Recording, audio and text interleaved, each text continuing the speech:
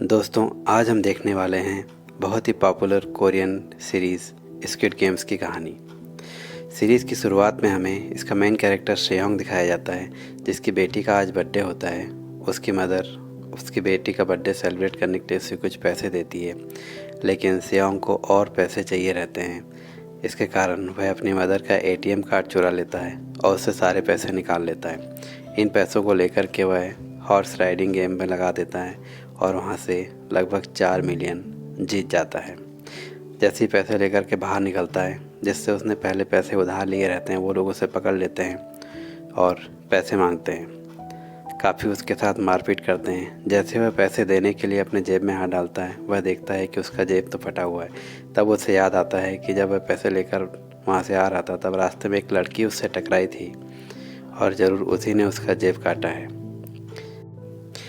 अब चूँकि सेयोंग के पास पैसे तो थे नहीं, तो वह उनसे 1 हफ्ते की और मोहलत मांग लेता है और किसी तरह कुछ पैसे का इंतज़ाम करके अपनी बेटी को खाने पर ले जाता है। उसको वहाँ घर छोड़ने के बाद वह वापस मेट्रो स्टेशन आता है, लेकिन बदकिस्मती से ट्रेन छूट जाती है। वह अगली ट्रेन का इंतज़ार करने के लिए प्लेटफॉर्म वहाँ पर बैठा होता है। तभी उसके पास एक अननोन पर्सन आता है और उससे कहता है कि क्या वह उसके साथ गेम खेलेगा। अगर वह गेम खेलना चाहेगा तो उसके बदले में उसे 1 लाख रुपए मिलेंगे।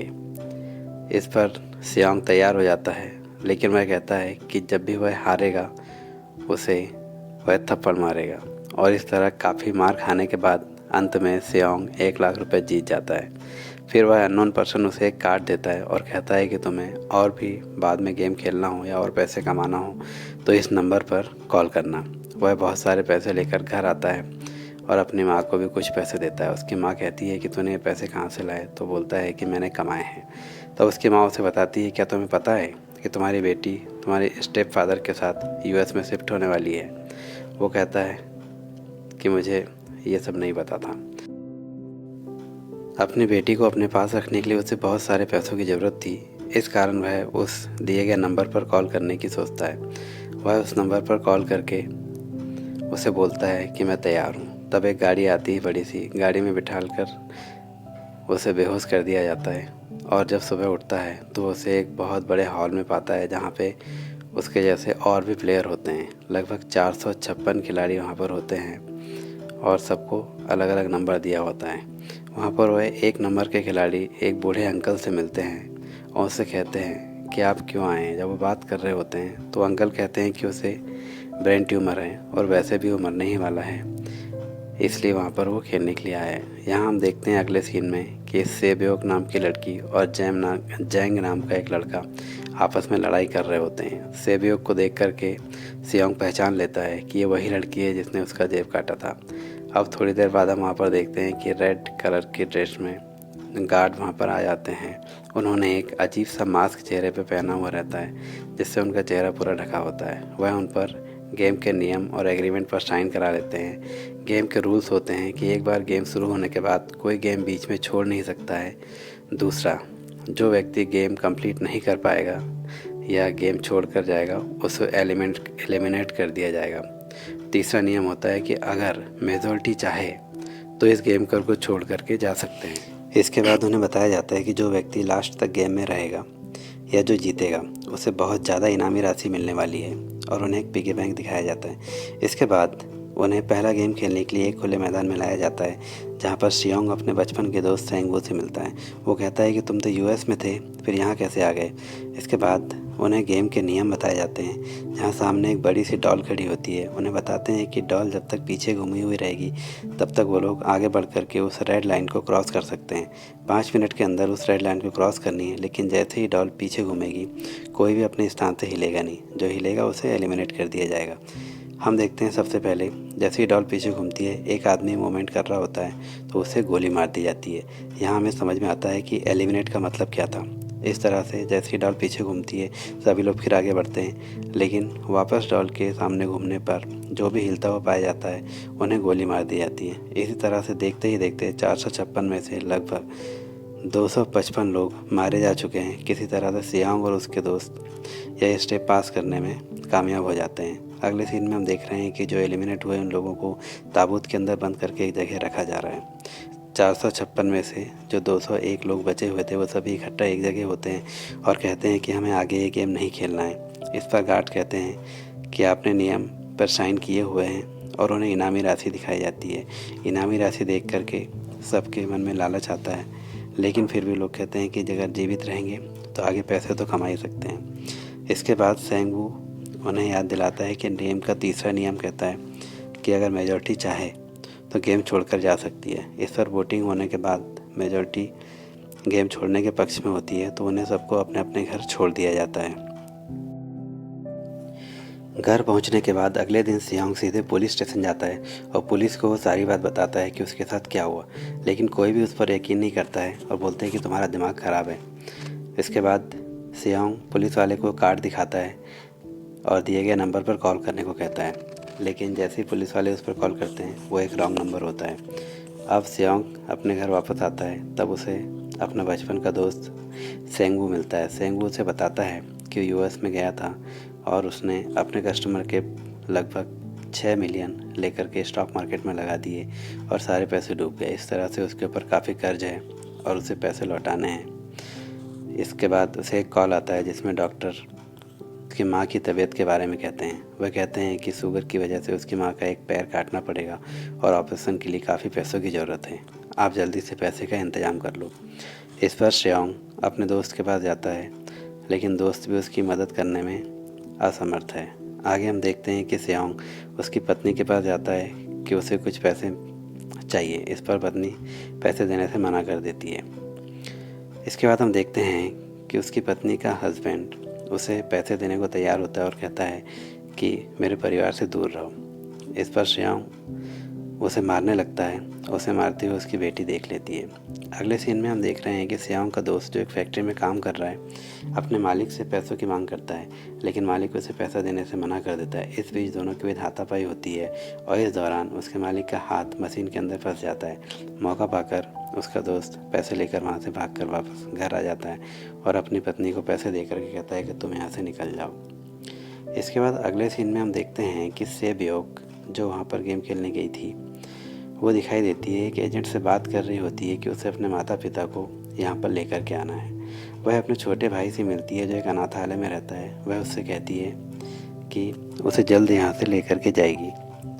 अब इसके बाद अगले सीन में हम देख रहे हैं एक पुलिस वाला जो अपने भाई को तलाश कर रहा है। वह उसे खोजते हुए जहाँ पर वो रहता है रेंट वाले रूम में वहाँ पर आता है और रूम की तलाशी लेता है, जहाँ पर उसे वही कार्ड मिलता है जो सियांग पुलिस स्टेशन में दिखा रहा था। इस तरह वह सियांग के पास पहुँचता है, उससे सारी जानकारी लेता है। सियांग उसे सब कुछ बताता है और उसके बाद सियांग जैसे घर पहुँचता है उसे फिर से एक वही कार्ड दरवाजे में लगा हुआ मिलता है। इस पर सियांग उस पर कॉल करके वापस जाने के लिए तैयार होता है। सभी लोगों को ले जा करके एक बड़े से शिप के पास रोका जाता है एवं शिप में बिठाल करके वापस सबको उसी आइलैंड पर ले जाते हैं। यहाँ हम देखते हैं कि उस पुलिस वाले का भाई भी किसी तरह एक गार्ड को मार करके उसकी यूनिफॉर्म पहन करके इनके बीच में शामिल होकर उनके साथ वहाँ पर पहुँच जाता है। रात में मौका पाकर के सेबयोक और उसकी फ्रेंड बाथरूम के पास बने डक्ट से जाकर के देखती है कि गार्ड जो है मरे हुए लोगों का को कहाँ पर रख रहे हैं और वो देखते हैं कि बड़े बड़े बर्तन में कुछ उबाला जा रहा है। जब काफ़ी देर तक ये लोग बाहर नहीं निकलती तो गार्ड वहाँ पे आकर के देखता है, लेकिन तब तक सेबयोक वापस आ चुकी होती है। अब रात में सभी लोग आराम कर रहे होते हैं। अगले दिन सुबह जो है डॉक्टर सेबयोक से उस बारे में पूछता है कि उसने क्या देखा था। अब हम देख रहे हैं कि सभी लोगों को एक बड़े से हॉल में लाया जाता है जहाँ पे अलग अलग तरह के डायग्राम उनको दिखाए जाते हैं। अब डॉक्टर को पहले से पता होता है कि गेम क्या होने वाला है, वह सियांग को बताता है। अब सभी लोगों को एक सेब दिया जाता है और उससे उस सेब को सेफली बाहर निकालना होता है बिना तोड़े, और जो वो बना हुआ जो सेब है उसको बाहर नहीं निकाल पाएगा वो गेम से एलिमिनेट हो जाएगा। और एलिमिनेट का मतलब तो हम पिछले गेम में देख ही चुके हैं। किसी तरह से सियांग और उसकी फ्रेंड इस स्टेप को पार कर लेते हैं। बाकी लोग जो फेल हो जाते हैं उन लोगों को मार दिया जाता है। अब लगभग 80 लोग बचे होते हैं बाकी सभी लोग एलिमिनेट हो गए होते हैं। यहाँ पर हम देखते हैं कि जैंग एक लड़के को मार मार के बेहोश कर देता है एवं मार डालता है। इसके बाद अगले सीन में हम देखते हैं कि डॉक्टर मरे हुए लोगों के बॉडी पार्ट्स को निकाल करके एक बॉक्स में जमा करते हैं एवं सभी गार्ड्स जो है इस काम में उसकी मदद करते हैं। यहाँ पर हम ये देख रहे हैं कि फ्रंटमैन की परमिशन के बिना यहाँ पर ये गार्ड और डॉक्टर सब मिलकर के एलिमिनेट हुए लोगों के बॉडी पार्ट्स को बेचने का काम करते हैं और इसमें डॉक्टर उनकी मदद करते हैं। इसके बदले में डॉक्टर को अगला गेम क्या होने वाला है इसकी जानकारी पहले से मिल जाती है। वह गार्ड्स डॉक्टर को बताते हैं कि आज रात में थोड़ी देर के लिए लाइट बंद होगी, जिसमें जितने कमज़ोर लोग हैं वो मारे जाएंगे और इस तरह फिर से प्रतिभागियों की संख्या कम हो जाएगी। अगले सीन में हम देख रहे हैं कि सेओंग, सेंगबू और अली आपस में मिलकर कुछ बात कर रहे हैं एवं जैंग उसको देख रहा है। अगला गेम क्या होने वाला है ये डॉक्टर को पहले से पता होता है। वह जैंग और उसके साथियों को बता देता है कि रात में लाइट थोड़ी देर के लिए बंद होगी। जैसे लाइट बंद होती है जैंग और उसके साथी एक दूसरे को मारने लगते हैं। जो भी कमज़ोर खिलाड़ी है उनको मार के सारा ख़त्म कर दिया जाता है। इसके बाद जैसे लाइट ऑन होती है गार्ड वहाँ पर से आकर के अंधाधुंध फायरिंग करते हैं और उसमें बहुत सारे खिलाड़ी मर जाते हैं, लगभग 80 लोग ही बचते हैं। अगले दिन हम देखते हैं कि सभी खिलाड़ियों को अगले गेम के लिए अपना एक ग्रुप बनाने के लिए कहा जाता है। इस पर सेब्योक की फ्रेंड जैंग की टीम में आना चाहती है क्योंकि उसे लगता है कि वह काफ़ी शक्तिशाली है, लेकिन वो उसकी टीम में नहीं लेता है। फिर वह वापस आकर के सेब्योक के पास आकर सेओंग की टीम में शामिल हो जाती है। अब हम देख रहे हैं कि गार्ड उन्हें बताता है कि यह गेम जो होने वाला है अगला वह टग ऑफ वार्स होगा और इसमें जो टीम एलिमिनेट होगी वह गेम से बाहर हो जाएगी। और एलिमिनेशन का मतलब तो हम पहले देख ही चुके हैं। यह गेम को देखने के बाद सेओंग और उसकी टीम काफ़ी निराश हो जाती है क्योंकि ये लोग तो काफ़ी कमज़ोर थे, लेकिन जैसे ये लोग खेलने के लिए तैयार होते हैं बूढ़ा आदमी उन्हें अच्छी टेक्निक बताता है और वह ये गेम जीत जाते हैं। इसके बाद वापस आकर के बैठकर आगे की प्लानिंग करते हैं। उसके बाद वो कहते हैं कि जैंग की टीम नहीं चाहेगी कि हम लोग गेम में आगे रहें। जैंग भी डर रहा होता है कि उसकी टीम में उससे भी शक्तिशाली लोग हैं जो उसे हटाने का काम कर सकते हैं। अब यहाँ पर हम देखते हैं कि डॉक्टर फिर से उसी तरह से जो एलिमिनेट हुए लोग रहते हैं उनके बॉडी पार्ट्स निकाल रहे होते हैं। वह गार्ड से पूछता है कि अगला गेम क्या होने वाला है, लेकिन उसे उस तुरंत नहीं बताया जाता। उससे कहते हैं कि उसे बता दिया जाएगा। तब दो गार्ड को उस बॉडी पार्ट्स को ले जाने के लिए ड्यूटी लगाई जाती है 27 और 28 नंबर के गार्ड को। संयोग से 27 नंबर का गार्ड वही पुलिस वाला होता है जो अपने भाई के तलाश में वहाँ पर आया रहता है। दोनों बॉडी पार्ट्स को डिलीवर करने के लिए सुरंग से बाहर निकलते हैं जहाँ पर वो देखता है कि यहाँ पर बम लगे हुए हैं, जिस पर 28 नंबर का गार्ड बताता है कि जब हम यहाँ से निकलेंगे तो सारी गुफा को डिस्ट्रॉय कर दिया जाएगा। वो और भी सारी बातें उससे जानना चाहता है जिस पर उस गार्ड को शक होता है और वो कहता है कि अपना चेहरा दिखाओ। जब वो चेहरा दिखाता है तभी पुलिस वाला उस पर गन तान देता है और कहता है कि अब तुम भी अपना चेहरा दिखाओ। तब वो बोलता है कि सारी डिटेल मुझे बता दो नहीं तो तुम्हें मार दिया जाएगा। तो उस पर गार्ड 28 नंबर उससे कहता है कि तुम्हें सारी जानकारी लेनी है तो फ्रंटमैन के रूम में जाओ, वहाँ पर फाइल के अंदर सारे प्लेयर्स की डिटेल डली हुई है, तुम्हारे भाई की भी जानकारी वहाँ पे मिल जाएगी। इधर अगले सीन में हम देख रहे हैं कि डॉक्टर अगले गेम का लेवल क्या होगा वह जानने के लिए एक गार्ड को मारने लगता है। गार्ड उसे कहता है कि अगला गेम क्या होगा वो उसे नहीं बता सकता। यहाँ हम देखते हैं कि गार्ड और डॉक्टर के बीच में काफ़ी लड़ाई हो रही होती है। गार्ड डॉक्टर को मारने वाला रहता है, इससे पहले फ्रंटमैन आकर के दोनों को मार देता है। अगले स्टेप में हम देखते हैं कि फ्रंटमैन को ये पता चल जाता है कि कोई और जो है उनके प्लेस में आ गया है। इस दौरान मौका पाकर वह पुलिस वाला अपने भाई की डिटेल देखने के लिए फ्रंटमैन के रूम में आकर के फाइल में देखता है, जहां उसे वह पेज मिल जाता है जिसमें उसकी डिटेल रखी होती है। अगला सीन में हम देखते हैं कि सभी जो बचे हुए प्लेयर्स हैं उनको लाइन में लगा करके गार्ड्स बारी बारी से चेक कर रहे हैं और उन्हें अगले गेम के बारे में बता रहे हैं। सभी को गेम खेलने के लिए एक जगह पर लाया जाता है और सबको एक पॉकेट में कुछ कंचे दिए हुए रहते हैं। गार्ड सबको बताते हैं कि इस गेम के अंत में जिसके पास सबसे ज़्यादा कंचे रहेंगे वह गेम का विनर रहेगा, और जिसके पास एक भी कंचा नहीं रहेगा वह गेम से एलिमिनेट हो जाएगा। आप लोगों को दो दो की टीम बनाकर आपस में ये गेम खेलना है और कोशिश करनी कि सबसे ज़्यादा कंचे आप इकट्ठा करें। हम देख रहे हैं कि सैंगवू और अली दोनों आपस में ऑड इवन गेम खेल रहे हैं, और गेम खेलते खेलते एक सिचुएशन ऐसी आती है, सैंगवू के पास केवल एक कंचा बचा हुआ रहता है।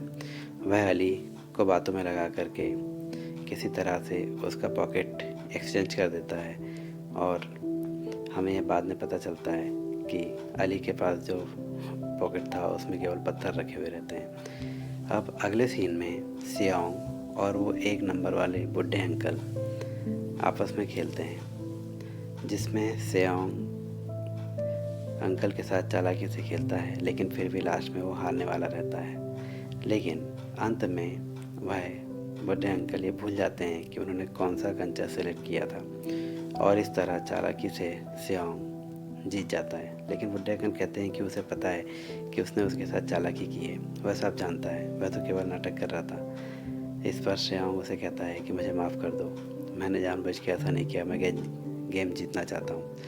लेकिन ठीक है, बुढ़े अंकल अपनी मस्ती में वहाँ से निकल जाते हैं।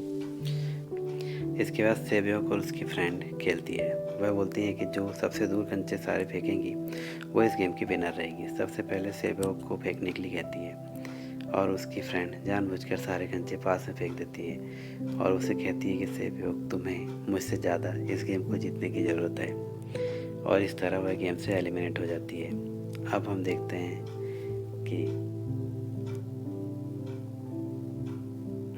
इस गेम के ख़त्म होने के बाद जो एलिमिनेट लोग थे उन सबको हटा दिया जाता है। इसके बाद हम देखते हैं कि उस हॉल में सेबियोक की फ्रेंड वो भी जीती हुई रहती है, और जैंग और काफ़ी सारे लोग वहाँ पर होते हैं। और इसके बाद हम अगले सीन में देखते हैं कि फ्रंटमैन, जो कि सबसे अलग मास्क लगाए रहता है, उसको उस बॉडी के पास एक आईडी कार्ड मिलता है। वो आईडी कार्ड उस पुलिस वाले का होता है। तो वो सभी गार्ड्स को अलर्ट करने के लिए कहता है। तभी उसको कॉल आता है कि VIPs लोग वहाँ पर आ चुके हैं, और वापस आकर के उन VIPs के पार्टी का इंतज़ाम करता है। इसके बाद हम देखते हैं कि सभी खिलाड़ियों को एक रूम में लाया जाता है और उन्हें अपने अपने नंबर की जर्सी सिलेक्ट करने का मौका दिया जाता है। सभी लोग अपने अपनी पसंद का नंबर चूज़ कर लेते हैं। लास्ट में सियांग बचता है, जिसके पास केवल 2 ऑप्शन होते हैं, नंबर 1 और नंबर 16। वह काफ़ी असमंजस में पड़ जाता है कि कौन सा नंबर चूज़ करे। अगर पहला नंबर चूज़ करता है तो सबसे पहले उसका नंबर आएगा, और सबसे लास्ट में चूज़ करता है तो हो सकता है नंबर आए ही ना। लेकिन वो चूज़ करता है इससे पहले एक आदमी वहाँ पर आकर के कहता है कि मैं जीवन में कभी भी सबसे पहले नंबर पर नहीं आया, तो मुझे नंबर 1 चाहिए। इस तरह से नंबर 16 पर आता है। अब अगले सीन में हम देख रहे हैं कि सभी को गेम खेलने के लिए एक जगह पर लाया जाता है, जहाँ पर उनको बताया जाता है कि एक कांच का एक ब्रिज है जिसको पार करके उस तरफ सभी को पहुँचना है। जो उस ब्रिज से गिर जाएगा वो अपने आप ही एलिमिनेट हो जाएगा। और इस ब्रिज की खास बात यह है कि इसमें एक ग्लास सिंपल ग्लास का है, एक टाइल्स, और एक टाइल्स जो है वो टेम्पर्ड ग्लास की है। अब आपको केवल टेम्पर्ड ग्लास के ऊपर पैर रखे हुए इस ब्रिज को क्रॉस करना है। अब हम देखते हैं कि इस दौरान काफ़ी खिलाड़ी एलिमिनेट हो गए होते हैं, और वो जो फ्रेंड होती है वो जैंग को, सेबियोक की फ्रेंड जैंग को लेकर के नीचे गिर जाती है और एलिमिनेट हो जाती है। किसी तरह से सैंगवू, सियांग और सेबियोक इस ब्रिज को पार कर जाते हैं, और जैसे ही ब्रिज क्रॉस करते हैं वह ब्रिज टूट जाता है और कांच के टुकड़े उनके ऊपर, चेहरे पर और पूरी बॉडी पर आकर के लगते हैं, जिससे वो घायल हो जाते हैं। अगले सीन में हम देख रहे हैं कि VIPs के पास एक गार्ड जो मास्क लगाए रहता है, उसे VIP कहता है कि आप अपना मास्क हटाओ। इस पर वह कहता है कि कमरे के अंदर चलने के बाद वह मास्क हटाएगा। वह जैसे मास्क हटाता है तो उससे पहले हम देखते हैं कि वह पुलिस वाला होता है। वह उस वीआईपी को हमला करके घायल कर देता है और वहाँ से भाग जाता है।